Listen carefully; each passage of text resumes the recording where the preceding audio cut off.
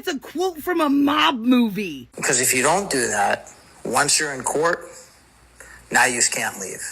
Katie's Snapchat picture, I've been saying that there was somebody in the background here wearing red shorts. Carter, who trains in Brazilian Jiu-Jitsu. And by Warren's own admission, his brother put someone in an arm bar. Pretty unique bracelet. Unique like the bracelet that Bart Jr. was wearing in that tattoo picture. And right here looks like it might be the tail end of a tattoo that wraps around the forearm. When a boat takes on water 10 miles offshore, panic is not a choice.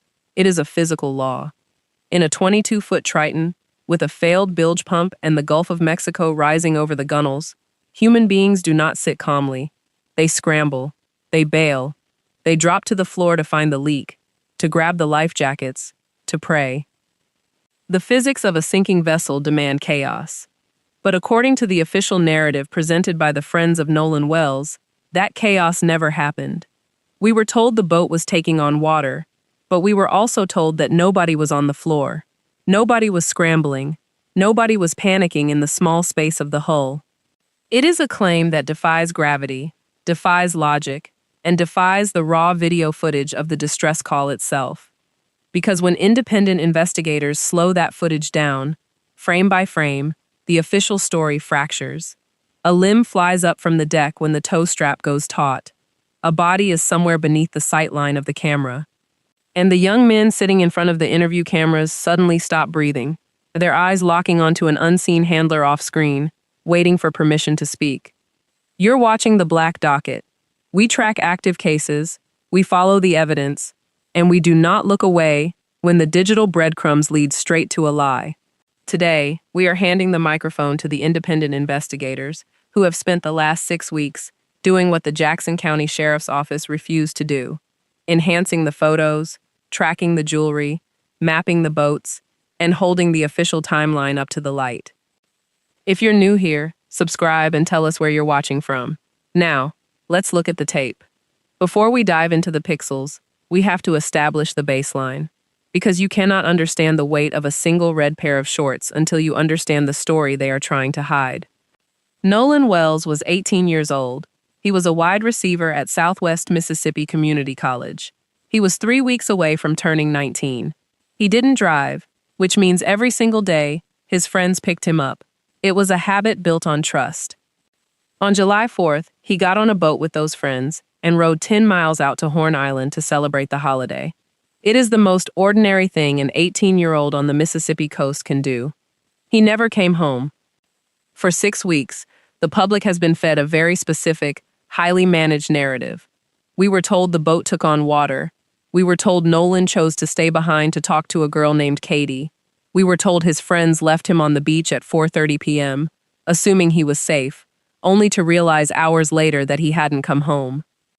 We were told this by the young men themselves, sitting beside a high-priced defamation attorney who quoted mob movies, threatened the internet, and laughed at the camera.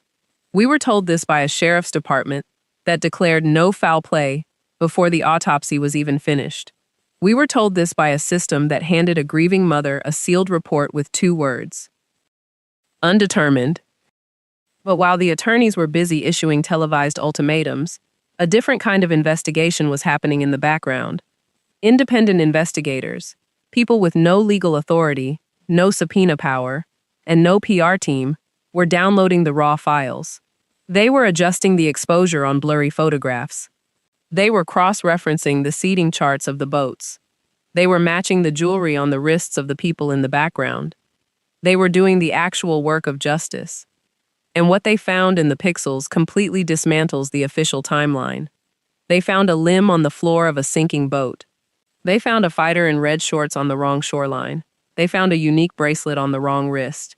And they found a brother named Brooks driving a boat that wasn't his.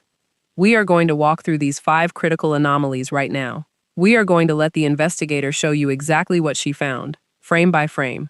And when she finishes, we are going to hold those pixels up against the legal reality of this case and ask the questions that 90 minutes of televised interviews never once touched. Stay with me, because the pictures don't lie. I mean, he's on the phone. Wouldn't you think that you would have seen Nolan on the bottom of on the floor or something? Or scrambling around, or everybody in a pot, like in a small space on the boat looking at him or something. I mean, that you. What an absolute wild thing to say when so many people have seen this video and slowed it down and noticed that there's either like a hand or a foot or something that comes flying up when they tug on the toe right there. Like, I can't believe that they said that. But please, please, please put out this interview. Please give me something to tear apart. Y'all, I swear I see Warren stop breathing when he starts this sentence, and he doesn't move again until he closes it out. Watch. They try to cover it up with an edit. On the phone, wouldn't you think that you would have seen Nolan on the bottom of on the floor or something, or scrambling around, or everybody in a pot, like in a small space on the boat looking at him or something? I mean, that. Let's go through a speed run of the information. We can now definitively say that this is Jax. We can also now definitively say that this is Morgan. He's wearing the same hat as well as the same bracelets. So where were they on the Triton? Now that we've got a much clearer video thanks to Officer Tatum, it's obvious that there is nobody in an orange swimsuit or a paisley swimsuit on this boat. We also barely see that there's somebody here in the red shorts. Now, in this Katie Snapchat picture, I've been saying that there was somebody in the background here wearing red shorts. So I pumped up the exposure, and as you can see, it certainly looks like it. They seemingly have similar body types as well as similar hairlines. We also know that whoever was in the red shorts was also on the shoreline when the fight broke out. Now, who was involved in that fight? Warren's brother, Carter. Carter, who trains in Brazilian Jiu-Jitsu. And by Warren's own admission, his brother put someone in an arm bar. And in case you don't know what that looks like, go ahead and look at that placement on the back of the head there. Spot look familiar? Given Carter's height, build, body type, this looks like it could be him. But one blurry, underexposed picture is not solid proof of anything, right? But we know Warren grabbed his younger brother and had him come over hang out with them on their boat as they were sinking or whatever. And it would be pretty bad for their case if this was Carter on the Triton and then on Katie's boat at 6 o'clock. But now my attention turns to this person who a lot of people think is Bart. But in his hand, he is holding a cell phone. So I thought, why would Bart jump from his boat to the other boat holding a cell phone when other people have cell phones in their hands while Wyatt is on the phone in the picture? So while I was trying to compare pictures of Bart to the person on the boat that I can't identify, I found this picture with him with a tattoo from about 2 years ago. And it wasn't until just today that I stopped looking at the tattoo and I started looking at his wrist. Because someone in the background of this picture has always stuck out to me because my instinct always was like, is that Bart? Bart seemingly has a pretty pronounced mullet as according to this picture. But this was definitely not on Bart's boat. I checked the seating and the covers, like it's not Bart's boat. Now I think you pretty much get where I'm going with this because then I remembered this bracelet. Pretty unique bracelet. Unique like the bracelet that Bart Jr. was wearing in that tattoo picture. And right here looks like it might be the tail end of a tattoo that wraps around the forearm, right in the same place that it would be on Bart. I've said for a while now that the story about them calling Bart that morning to go out on the boat never made sense, because what 21-year-old didn't already have plans for 4th of July? So then the question is, who is driving Bart's boat? Which brings me back to this guy who some people have thought looked like Bart. However, we do know that he was on Bart's boat handing out drinks to people in that 7-second clip we've seen. Same hair, same glasses, same hat. By the way, did y'all know that Bart has a younger brother? The family resemblance is very striking. I mean, the real difference is that he's a little bit shorter and has a squarer jaw. And does anybody want to guess what his younger brother's name is? Brooks. Now, I seem to remember, and I can't remember exactly the context, a certain somebody talking in an interview about his buddy Brooks. Here's your reminder to check out my bio if you want to support my work. Folks, I have really outdone myself because I'm sure you're here wanting my take on part 2 of the interview, but we're not going to talk about that. Trust me, you're gonna want to be sad. Thanks to this interview, I was able to finally, definitively put faces and names together, and then it hit me. We now know for sure that this is Jax, and now we know for sure that this is Morgan. He's literally wearing the same hat and the exact same armbands. So why aren't they on the Triton? A very unique blue swimsuit and an orange and yellow swimsuit. And now, thanks to Officer Tatum, we finally have a very clear video of them calling for the sea tow. And, I don't see an orange swimsuit anywhere. I don't see a paisley swimsuit anywhere. So where are Jax and Morgan on this boat? We see what looks like Jax cuddling up to Katie on Bart's boat. So is this Bart over on their boat? Because here he was in that video handing out beers from his boat, and the sunglasses and the hat look the same. But what if it's not? Just stick with me, I'm going to come back around to it. Because now I want to talk about Warren's 17-year-old brother, Carter. Carter, who we know got into a fight with someone and put someone in an armbar on the shore. Carter, who Warren said he told to come over and hang out with all of them and chill out. Carter, who practices Brazilian Jiu-Jitsu. Notice the hand placement. And if you're like me, I had to go look up and see what an armbar exactly is and how it is done. And oh, look at the placement of that arm. Yeah. Now this seems to me like it definitely could be Carter. Picture was just taken in December, so the haircut, the hairline, the body type, all of it. We also know that the person in the red shorts were on the shore when the fight happened. Now, y'all remember this picture, the Katie Snapchat pictures? Well, I brightened it up. All I did was just pump up the exposure, nothing else. And look in the background here. Oh, red shorts, just like I said. Lighter colored hair with a very familiar looking back of the neck. Now, of course, I'm not saying whether this is or isn't Carter. Boy, this wouldn't look good for anybody if this is Carter on Katie's boat at 6:02. But you know, one underexposed, blurry picture a smoking gun does not make. Unless somebody with a very unique haircut and a very distinct piece of jewelry happens to show up in one of these pictures. Because Mullet Boy here has always bothered me because for some reason he's wearing what looks like jeans. Not saying they are jeans, just can't definitively prove one way or the other whether they are or not, or if it's just the design of the swim trunks. When I went back through some of the photos I had collected of Bart Jr. to try and figure out if this was him or not, I found this picture I had archived. Thanks to the tattoo in this picture, which is the reason I screen grabbed it, that's why I'm like, I don't think this is Bart, because I feel like I would see the tattoo there, but and mind you, this picture is a couple of years old, but I just kind of wanted a timeline for this tattoo for identification purposes. And then I stopped getting distracted by the tattoo on his arm, and I looked at the bracelet on his wrist. Pretty unique set of bracelets, right? I mean, hopefully by now you've figured out where I'm going with this. Why, what a unique set of bracelets. So between the mullet and these bracelets, someone may come to the conclusion that Katie and Bart were on a boat together. Maybe not Bart's boat, because after all, they're claiming that this boat belonged to a Marty McGrath, who's the one who came and got people. But if that's Bart here, then who was driving Bart's boat? Did you guys know that Bart has a younger brother? Very similar looking, but I'll tell you what, very different jawlines. Almost like the jawline of this person on the Triton. And guess what his brother's name is? Brooks. Now, where have I heard that before? Hasn't somebody talked about my buddy Brooks in previous interviews? I always said the whole we called Bart that morning story didn't make fucking sense. I have a theory that I'm flushing out. But thanks for doing this interview, guys. Wouldn't have been able to figure this out without you. But you know, since we're all liars and grifters anyway, just a reminder to everybody to check out my link in my bio if you want to support my work. I told you that lawyer was giving away the game when he kept saying just their three names over and over again. What do you mean it's a quote from a mob movie? Because if you don't do that, once you're in court, now you just can't leave.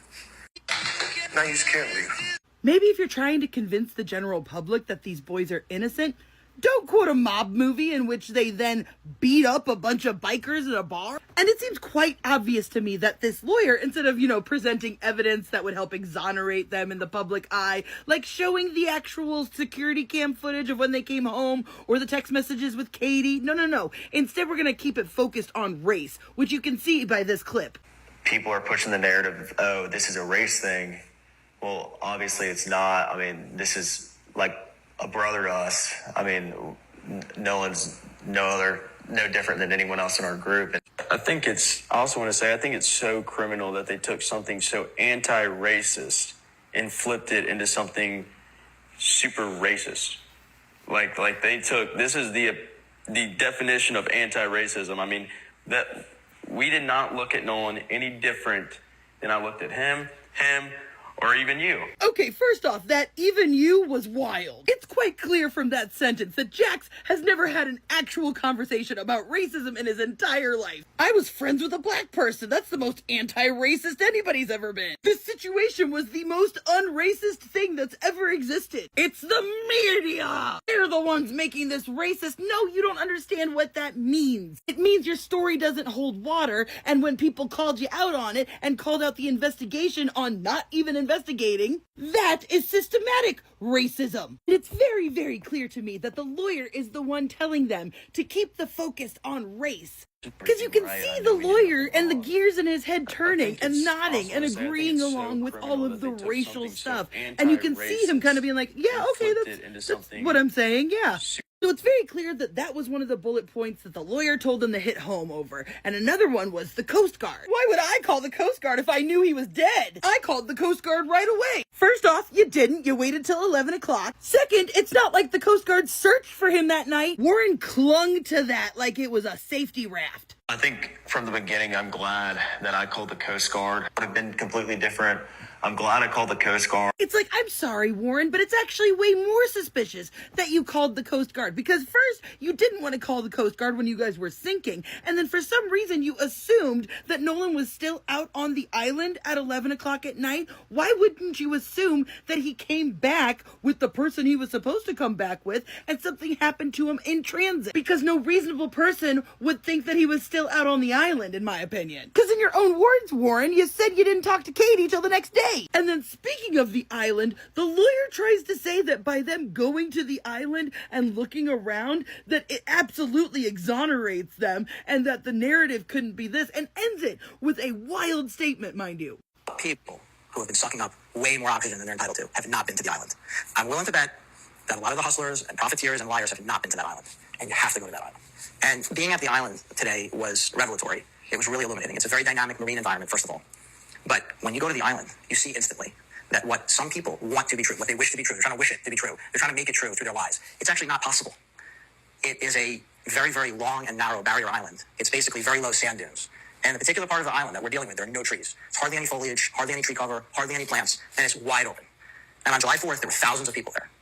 There is no possible way that anybody could have committed a murder in broad daylight. Murder? Who's saying anything about a murder? Most of us are under the assumption that an accident happened and they covered it up. All of this stuff that they keep trying to point to as evidence that they didn't do anything to him are not actually evidence. You know what is evidence? The security cam footage. Explain to us why the grandfather was the one who canceled the sea tow. How about that? And what I see is just a complete lack of responsibility with these boys. Because listen to this phrasing. I wish we would have never, I think about this every day. I wish we would have never went out on the 4th of July because I know this wouldn't have happened. You see, instead of saying, I should have made sure my friend got home safely, they said, I wish we had never gone out. And I have to admit, my little antennas buzzed a little when it sounded like he was going to say, I knew this was going to happen, right? That seems like what he was going to say. It wasn't, maybe we shouldn't have been underage drinking. They literally say, we did everything right. I mean, there's not much I would change from my point of view and my friend's point of view. I think we did everything right, and I know we did nothing wrong. Those are not the words of somebody who lost their brother, their best friend a month ago. And I lost one of my closest friends in a non-suspicious way. I blamed myself, even though I hadn't even physically seen her in a couple of years. And for those of you guys saying that Jax is the one that people should press, I fully disagree.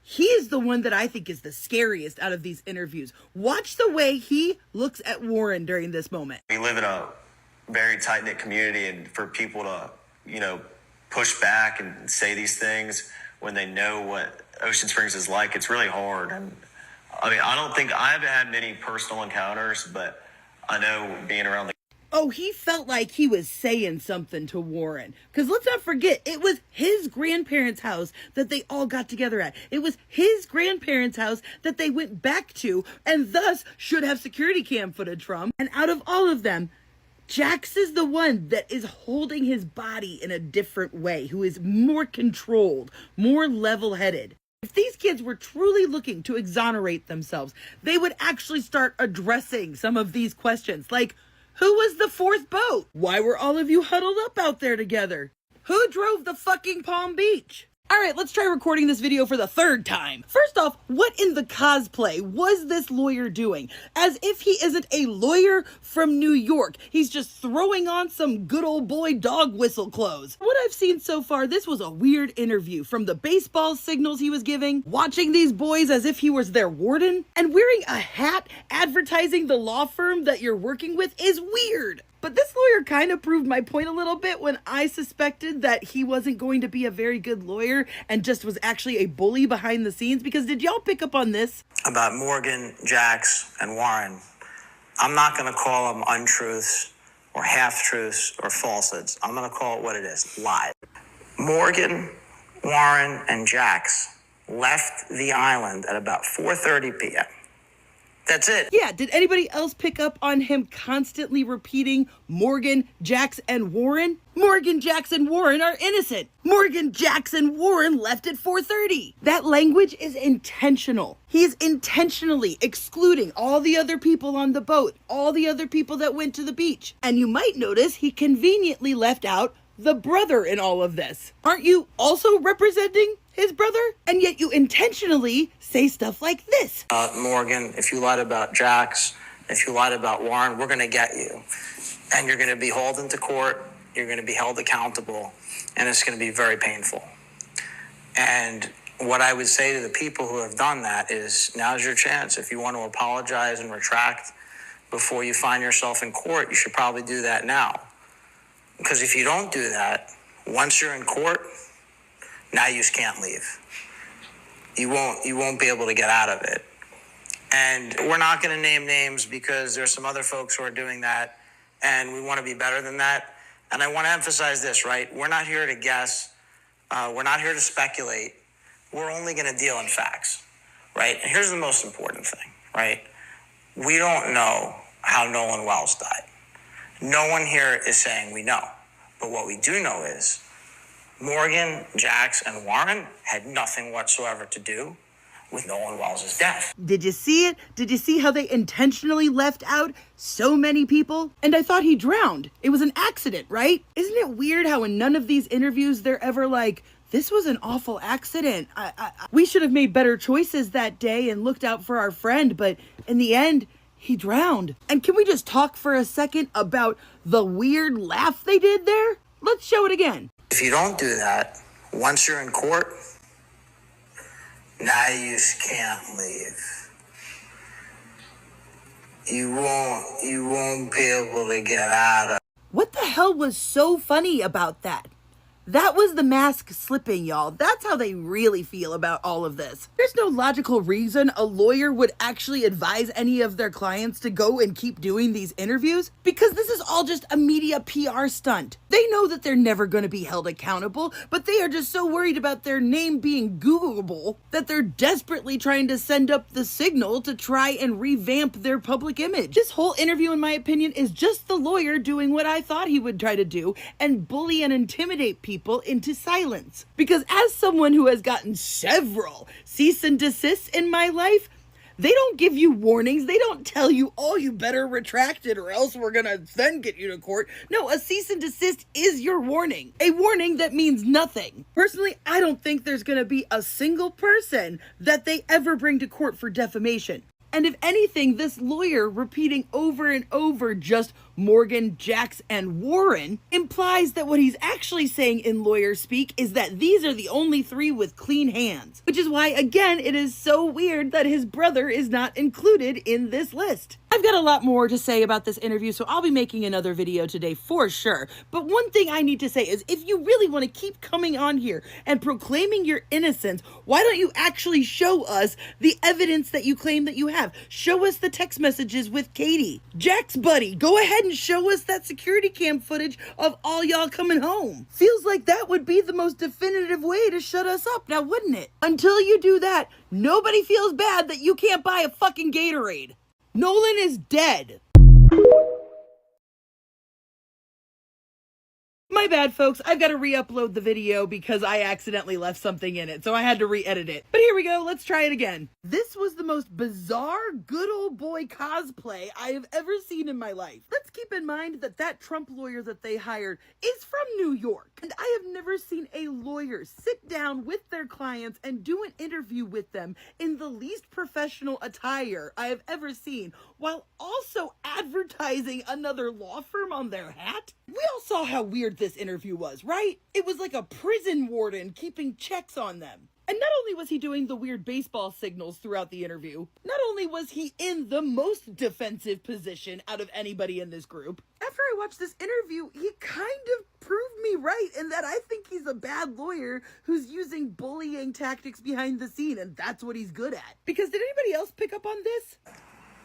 About Morgan, Jax, and Warren, I'm not going to call them untruths or half-truths or falsehoods. I'm going to call it what it is, lies. Morgan, Warren, and Jax left the island at about 4:30 p.m. That's it. Did anybody else pick up on that? That over and over again, he was specifically saying Morgan, Jax, and Warren, blah, blah, blah. They didn't do anything. They left the island at 4:30. If you're telling lies about them, you're in trouble. He's intentionally and purposely omitting everybody else that was on the boat, everybody else that was in the group that day. And that right there is very telling to me. Now, I personally do not see the logic in the lawyer advising these boys to do another interview, unless it's to try and threaten and intimidate the people that they're gonna go after for defamation. Because they keep saying this over and over again. We're gonna sue for defamation. We're gonna bring these people in and we're gonna sue them. And at one point, the lawyer even says this. Morgan, if you lied about Jax, if you lied about Warren, we're going to get you. And you're going to be hauled into court. You're going to be held accountable. And it's going to be very painful. And what I would say to the people who have done that is, now's your chance. If you want to apologize and retract before you find yourself in court, you should probably do that now. Because if you don't do that, once you're in court, now you just can't leave. You won't be able to get out of it. And we're not going to name names because there's some other folks who are doing that, and we want to be better than that. And I want to emphasize this, right? We're not here to guess. We're not here to speculate. We're only going to deal in facts, right? And here's the most important thing, right? We don't know how Nolan Wells died. No one here is saying we know. But what we do know is Morgan, Jax, and Warren had nothing whatsoever to do with Nolan Wells' death. Once again, being overly specific and giving away the game. Oh, if you lie about Morgan and Jax and Warren, we're gonna haul you into court. We don't know anything, but Morgan, Jax, and Warren are innocent. But I thought he drowned. Aren't they all innocent? Isn't it all just a terrible accident? Notice how not once has anybody in any of these interviews said that this was just a tragic accident. And mind you, if they were actually being defamed, those letters would have been sent out. They wouldn't go and give an interview warning people, you better retract it or then we're gonna come for you. As someone who has had several cease and desist letters sent to them, they don't warn you. Because cease and desist letters in themselves don't matter. They aren't anything. They are the warning. What was that weird fucking laugh they all had together? Once you're in court, now you just can't leave. You won't be able to get out of it.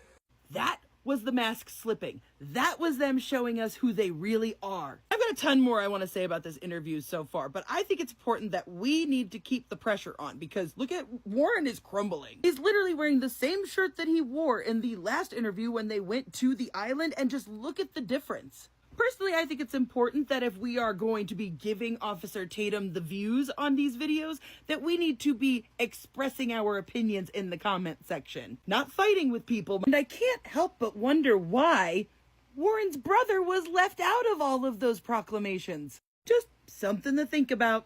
Take a breath. What you just watched was not a reaction video. It was a forensic audit.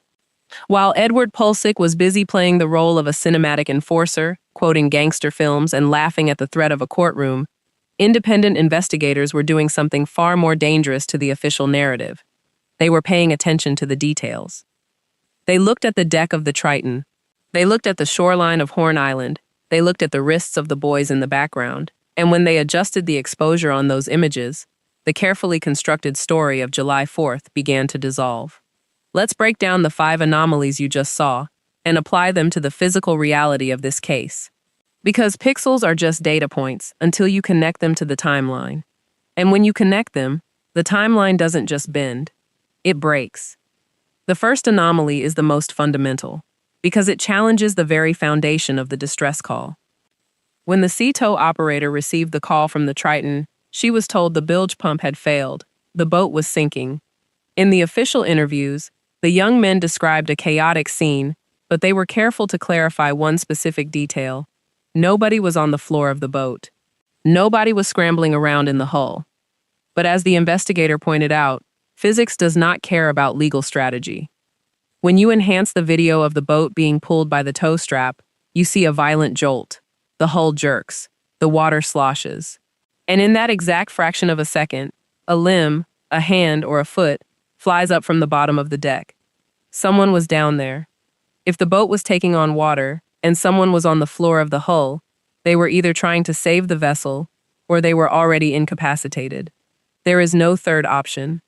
You do not lie on the floor of a sinking 22-foot boat in the middle of the Gulf of Mexico unless you are bailing water or you cannot stand up. And then, watch the faces of the young men in the interview when this exact moment is brought up. As the investigator noted, Warren stops breathing. He freezes. His eyes lock onto someone off camera, and he does not move until the sentence is closed out. That is not the body language of a traumatized friend recalling a mechanical failure. That is the body language of a witness, realizing that a piece of physical evidence has just contradicted his sworn statement. The video was quickly made ineligible for viewing on the platform. It was scrubbed. But the internet has a memory, and the frame-by-frame enhancement proves that the official narrative of the sinking boat is physically impossible. Which brings us to the second anomaly. Because if someone was on the floor of the Triton, we have to ask who else was on the water that day. And more importantly, we have to ask where they were when the sun went down. One of the most persistent claims in this case is that Nolan stayed behind on Horn Island to talk to a girl named Katie. The friends claim they left him on the beach, assuming he would catch a ride back with her group later. But when the investigator took the Snapchat photo Katie posted that day, the photo that supposedly shows her group on the water, and pumped up the exposure, the background told a different story. In the deep background of that photo, standing on the shoreline, is a figure wearing red shorts, lighter colored hair, a familiar body type. Why does this matter? Because earlier that afternoon, a fight broke out on the shore of Horn Island. And according to Warren Hudson's own admission, his 17-year-old brother, Carter, was involved in that fight. Carter is not just a teenager. Carter trains in Brazilian Jiu-Jitsu, and Warren admitted that during the altercation on the beach, Carter put someone in an armbar. If you do not know what an armbar looks like, the investigator laid it out perfectly. It is a grappling hold where the attacker hyperextends the elbow joint, requiring a very specific placement of the arms and the body weight. Now, look at the independent autopsy report. Look at the red discoloration on the back of Nolan's head. Look at the placement of the arms in the enhanced photo of the figure in the red shorts. The investigator is not saying this is definitive proof of a crime. A blurry, underexposed photo is not a smoking gun. But it is a digital breadcrumb that leads to a terrifying question. If Carter was on the shoreline in red shorts, and Warren grabbed his younger brother and brought him over to the Triton to chill out while the boat was allegedly sinking, was Carter on the Triton when it pulled away? Because if Carter was on the Triton at 4:30 p.m., and the figure in the red shorts is also visible in Katie's Snapchat photo at 6 p.m., the timeline collapses. You cannot be on a boat heading back to Ocean Springs at 4:30 and simultaneously be on a different boat with Katie at 6 o'clock. The geography of Horn Island does not allow for time travel. And if the timeline is fractured, we have to look at the other boats. We have to look at who was driving them. Which brings us to the third anomaly, the jewelry. Throughout the investigation, there has been a lingering mystery about a fourth boat. The official story involves the Triton, Katie's boat, and a vessel belonging to a young man named Bart. According to the friends, they called Bart that morning to ask him to come out to the island. But as the investigator pointed out, that story has never made sense. What 21-year-old does not already have plans for the 4th of July? When the investigator went back through the archived photos of Bart Jr., they were looking for a tattoo to identify a figure in one of the boat videos. But instead of the tattoo, they found something much more valuable, a bracelet. It is a highly unique, distinct set of armbands.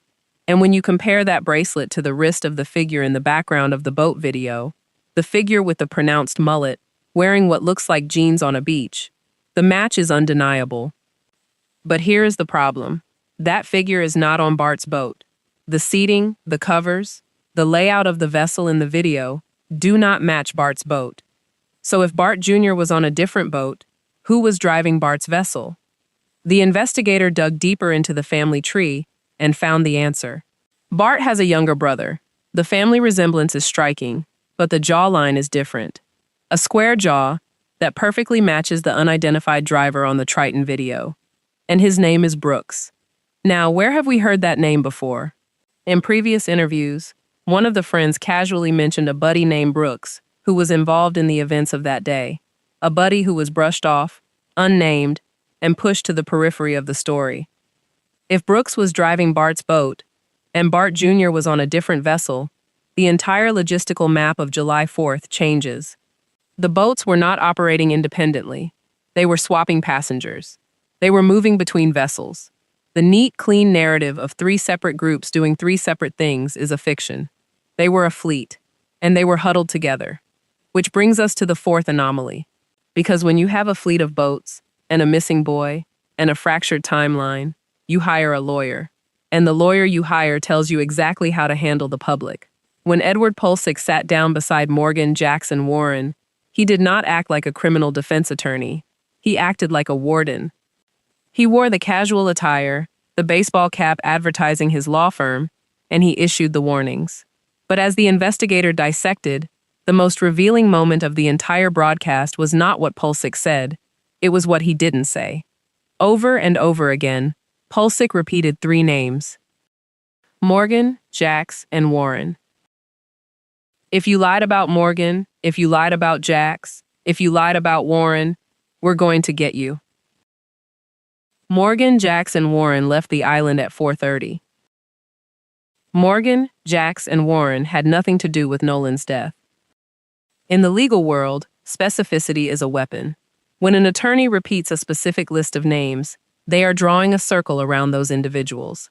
They are telling the public and the prosecution exactly who is protected. But notice who is outside the circle. The other passengers. The other boats. The 4th vessel. And, most glaringly, Warren's own brother, Carter. If Pulsick represents the interest of the group, why is Carter excluded from every proclamation of innocence? Why is the brother who allegedly put someone in an armbar on the beach left out of the legal shield? An attorney who protects only 3 names is not defending a group. He is quietly telling you that everyone else is expendable. He is drawing a line around the clients with clean hands and leaving the rest to the mercy of the grand jury. And then came the threat. Once you're in court, now you just can't leave. Followed by the laugh. That brief, synchronized chuckle from the group was the mask slipping.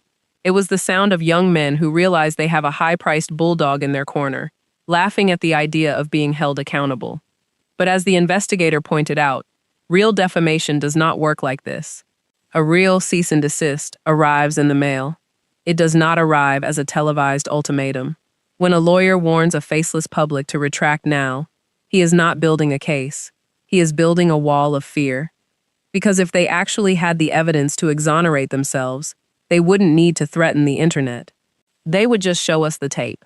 This brings us to the final, most devastating anomaly, the one that renders every other argument moot. Jax Patolo's grandparents own the house in Ocean Springs where the group gathered before heading to the water. It is the same house they returned to after leaving Nolan on the island. That house has security cameras. Those cameras should show exactly what time the boats arrived. They should show who stepped off them. They should show the condition of the young men when they walked through the door. They should show whether Nolan's phone and keys were in the house hours before the parents were told he was missing. But the footage has never been released. Instead, we are given a theatrical performance about race. We are told that questioning the timeline is an attack on their character. We are told that the media is making it racist. We are told that a friend was denied a Gatorade at a corner store, and we are supposed to feel sorry for them. As the investigator said in the final clip, nobody feels bad that you can't buy a Gatorade. Nolan is dead. If you are innocent, the security camera footage is your salvation. It is the single piece of evidence that proves you came home alone. It proves you didn't tamper with the phone. It proves you didn't hide the keys. So why is it still locked in a hard drive? Why did the grandfather cancel the private tow? Why did the boys wait until 11 p.m. to call Christine Wansley? Why did they tell her Nolan was wearing black shorts when the photos show him in blue-gray? Why did they hide the keys on top of the Xbox until a phone call forced them to produce them? Every single one of these questions has a digital answer. The answers are in the Life 360 data. The answers are in the Snapchat timestamps. The answers are in the exposure-adjusted pixels of a background figure in red shorts. The answers are in the security feed of a house in Ocean Springs. But the people who hold those answers have chosen to give us mob movie quotes instead. Attorneys can spin. Publicists can pivot. Young men can freeze on camera and look to their handlers for permission to breathe. But pixels do not lie. A bracelet on a wrist is a fact. A red short on a shoreline is a fact. A limb flying up from the deck of a sinking boat is a fact. A brother named Brooks driving a boat that wasn't his is a fact. The Jackson County Sheriff's Office may be satisfied with a two-word finding. The state of Mississippi may be content to seal an autopsy and call it procedure. But the independent investigators who downloaded those files, who adjusted that exposure, who tracked that jewelry, they have ensured that the digital crime scene remains open. Nolan Wells was 18 years old. He cooked salmon for his mother. He didn't drive, so his friends picked him up. And on the 4th of July, he got on a boat with a fleet of vessels that swapped passengers, hid keys, and scrubbed videos. The lawyers can threaten the internet all they want. They can quote their movies and laugh at the cameras. But eventually, the grand jury will convene. The subpoenas will fly. The hard drives will be seized. And when the exposure is finally pumped up on the whole truth, there will be nowhere left to hide. We will be here when the digital forensics are entered into evidence. We will be here when the security footage is finally played. Most channels will not be. After watching the OSINT breakdown, which detail stood out to you the most? The armbar matching the mark on his head, the bracelet identifying Brooks, or the missing security footage from the grandparents' house? Drop your theory below. If you want coverage that respects the evidence and honors the families, subscribe to the Black Docket and turn on notifications so you never miss an update. And before you click away, do me a favor. Drop a comment below and tell us exactly where you are watching from today. We're building a global watchroom here, and I want to see how far this community reaches. Drop your city, state, or country below.